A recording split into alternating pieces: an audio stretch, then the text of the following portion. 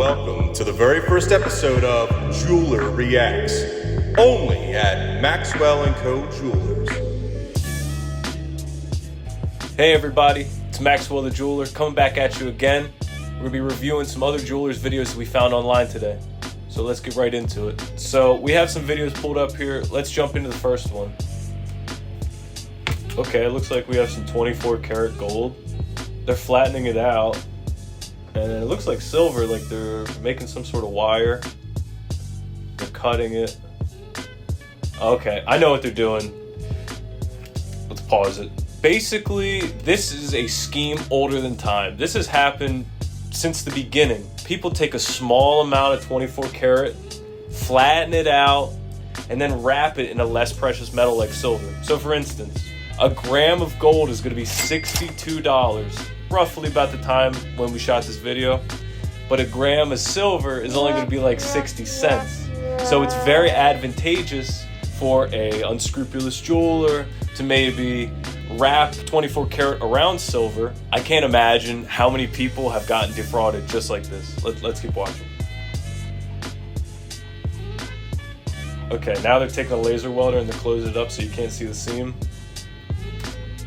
Yeah, so this is a perfect example of why when people bring us jewelry mainly from Asian regions, we always cut it open because it's a very high chance that it could be fake.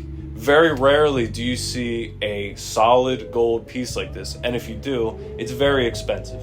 So if somebody's coming in with a bangle that weighs, 50, 60 grams, it'd be in your best interest to cut it in half and find out what's in the middle. If it's purely yellow in the middle, you're good. But if you see that white, not so good. Yeah, see, just like I was saying right here.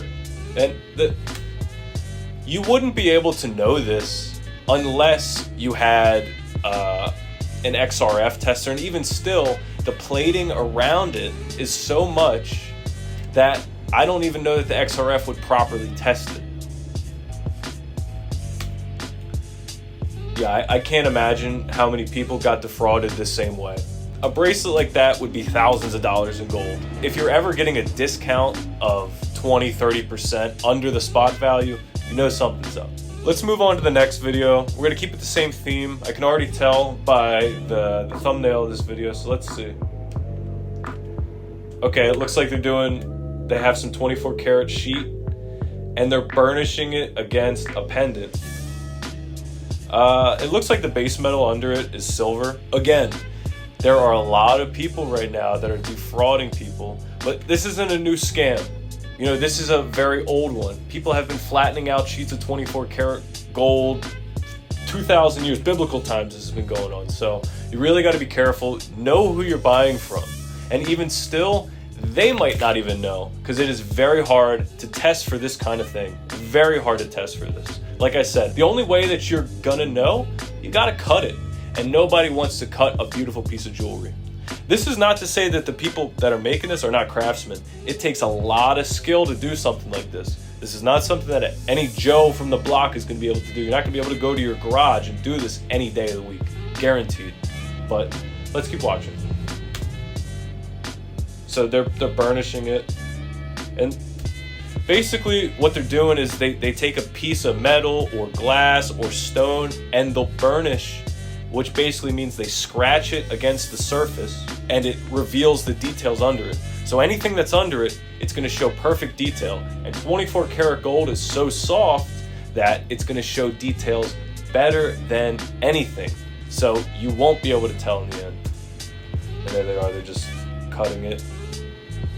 Yeah, so it's almost a perfect piece. I wouldn't be able to tell unless I cut it in half. What do we have here next video? Looks like we have some pure gold again. Yeah, that's from 999. Okay, they're annealing it. The process of annealing actually makes the metal softer so you can shape it. I know people think that gold, especially 24 karat, is really soft. Probably because you haven't handled it. The old saying is you can put your finger in it and it'll leave a fingerprint. That's a lot. You have to have some really strong fingers. Andre the Giant fingers. Notice that they're just using a simple hammer and they're on a steel plate and they're getting it to a square wire shape. And from there, they put it in a ring round mold and they just tamp it down. This tamping, yes, gold is very soft. When it's pushed against other metal, it will take the shape of whatever it is. So this is a pretty cool way to do this. I don't do it this way. I actually have a roller that I use, but let's keep watching. Okay. Yeah, so you can tell it's 24 karat gold. Look how easily they just bent it over. Like, it's, when you're bending something around a mandrel like that, if you were trying to do the same thickness in 10 karat gold, you'd break your fingers before you bent it. So, and just making it flush, making sure the ends are straight so they can be joined together evenly. Okay. And I guess they're going to use it as salt. Yep, yeah. So there's not really a 24 karat solder that you can buy. So a lot of times when people are making 24 karat jewelry, whatever scraps they have left over, that's what they'll use to join the ends of the rings together.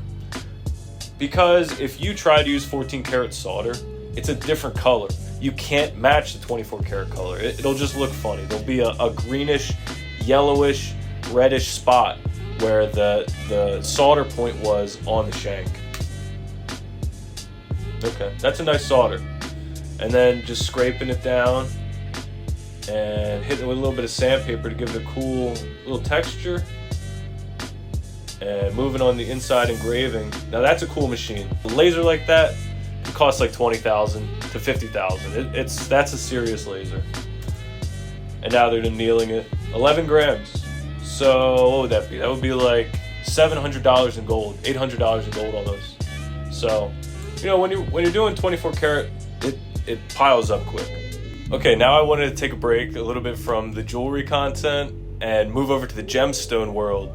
So I've been watching this channel online for a while now, maybe like the last 2 months. Me and my wife, we love watching it. It's so funny watching people cut open these stones. They buy the stones $40,000, $50,000, and they open it up and there's nothing in it. So let's start this one. I thought it was really funny. Let's go. So it's saying that she spent $45,000 for this rock, and she's looking to become rich. A lot of stories are like this. I've seen this a lot of times. People think they have something and then they have nothing. They'll bring it in and they'll be like, well, I thought it was worth $1,000. Yeah. So it's just a regular stone. She just spent however much to cut it open, and it's just a regular stone. So she's out the $40,000, and I just think it's kind of funny. Like, people think that there's easy money. There's not. Keeping again with the gemstone world, I wanted to showcase a video from my favorite jeweler, someone I take a lot of inspiration from. It's DeKobe Company, or DeKobe the Jeweler. He puts together exquisite pieces, talking about pieces that are millions of dollars. This specific one we're looking at, it is a watch that he's creating with something called an Ashoka cut. This is a diamond that's only cut in Ashoka. It's a place in Japan, I believe. I have to double check. But to make this would probably take 10 years, 5 to 10 years of sourcing these specific diamonds. Same clarity, same color. As you notice, they're very yellow. So let's see how they set it. Let's see. Now that little brown thing that was holding on to the diamond, it's called a shellac. And it's just basically to set the diamonds before we put the prongs over them.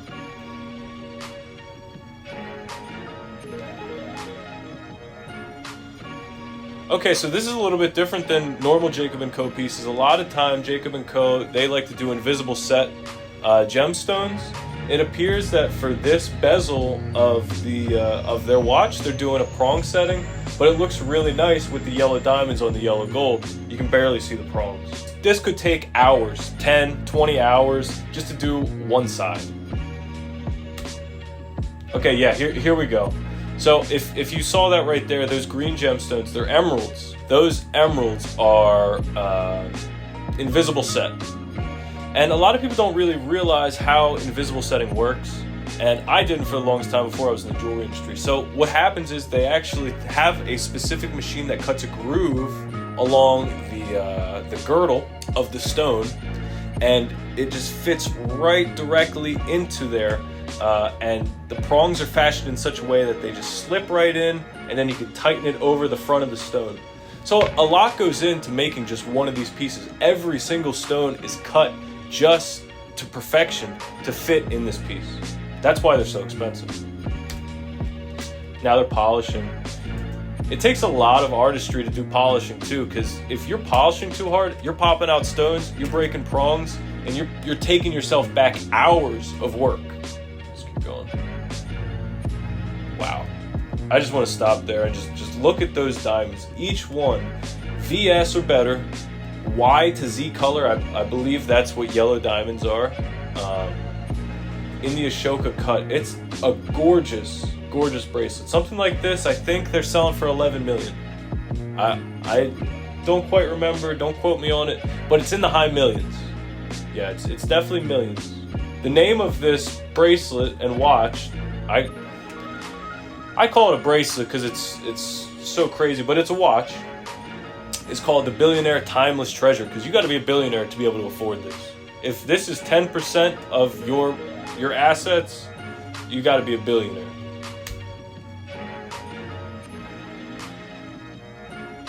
Oh wow. Okay, those emeralds, they came out crazy. That's a beautiful, beautiful, beautiful watch. I don't do a lot of watches, but I can appreciate a lot of work and a lot of time that goes into that. All right, let's go to the next video. Another video from DeKobe & Co. Again, this is one of my favorite brands.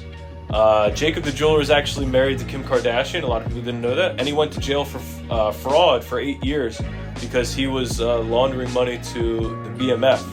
If people remember who that was a record label / drug distributor in Atlanta in the early 2000s. Like Big Meech and Larry Hoover, if you know who that is. Now he's just making the most exquisite pieces. So what we're seeing right now is him actually cutting the stone. So let's see how it looks. Yeah, each stone is going to be cut to fit a specific watch. They're doing a bezel, and it looks like this is the Bugatti.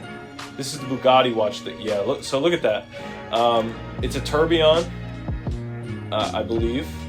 The inside actually has a piston, and it's carved out of crystal or white sapphire. I'm not quite sure. I'm pretty sure it's a sapphire crystal, and it's fully opposable. It moves completely. This is some Andrew Tate level watch. It's Bugatti. Oh, brother, this guy stinks! For the last video, we're going to talk a little bit about jewelry tips. Since I am a bench jeweler, I want to show you what goes on in a day for me. So yeah, you can damage anything with your pliers. It's called marring. And basically, it looks almost as if your pliers bit the metal, or they just left a little scratch or something. But these marrings are really, really hard to get out because gold compresses. So it's very hard to get that compression out. What you have to do is either add some metal or file it down and polish it. But then you're gonna lose the shape. So here's a way that I found, and I saw this. I actually got inspiration from this video. So let's keep watching. Shrink tubing. Yeah, yep. I used to use jeweler's cloths. Basically, you take your shrink tubing, you put it over the end of your pliers, and you're not gonna have that marring effect anymore. I thought that was pretty cool. So that's it for today. We're gonna be back next week reviewing more videos, but until then, keep watching our other content. Make sure you like, share, subscribe, and go follow us on Instagram and Facebook.